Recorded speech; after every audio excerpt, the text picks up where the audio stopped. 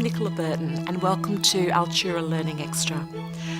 Multiple medications are often used to treat a range of health conditions, but they must be used in harmony. I'm joined today by Leslie Rowe, who's a consultant pharmacist, and we're going to talk about polypharmacy. Thanks for joining us, Leslie. Thanks, Nicola, for asking me. You're probably wondering why we have this wonderful string quartet behind us. We're not going to tell you now, you have to watch our course, but all will be revealed when you watch it. Leslie, can you tell me what polypharmacy is?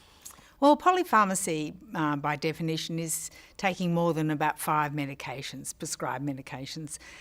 Sometimes people can be taking a lot of medications. I've seen up to 27 different sort of medications, and it's easy just to have 5 medications when you've had a heart attack, for instance.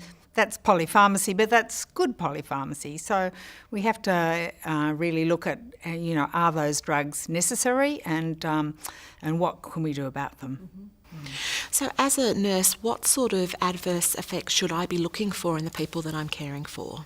Well, first of all, you've got to look at, have they got any symptoms of maybe dizziness or, bradycardia or pain, and see whether perhaps that could be caused by a drug. And often, by the time somebody gets to 80, they've been to multiple doctors and each one's added, a drug, and then, they get to 80 and they've got 10 different drugs.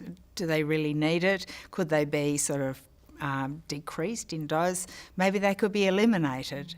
So if I notice something's wrong with one of my residents, I take it to a doctor or a pharmacist, because we're all a team together, aren't we? Yeah, we are, yes. If I take it to them, the first thing we really should be looking at is, could any of these medications be causing the effects, rather than looking what we need to treat next? Exactly, yes. It's thinking, well, this medication could cause indigestion or could cause dizziness. So it's making sure we fine-tune it for that patient.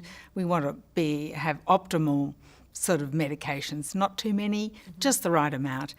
So should it be routine that anybody who's on 5 or more medications has a pharmacy review? Yes, definitely, yes, because it's an independent person looking at their medications. Often, doctors haven't got a lot of time to, a visit, and nurses are, they're the front line. They know what's happening with that patient, and just reviewing their medication and just seeing whether they really do need some of their medications is great.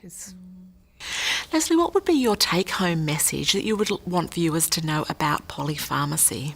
Well, I think all the carers and the nursing staff have to be detectives, and to work out whether some of the symptoms that a patient might be showing could be related to their drugs, and to minimise, drug therapy is good, but you want the right dose and the right mix of medications, and to see whether any of the symptoms are related to some of the drugs that they could be taking. That's a really good message. Yes. Leslie, thank you so much for Thanks, joining Nicola. us today.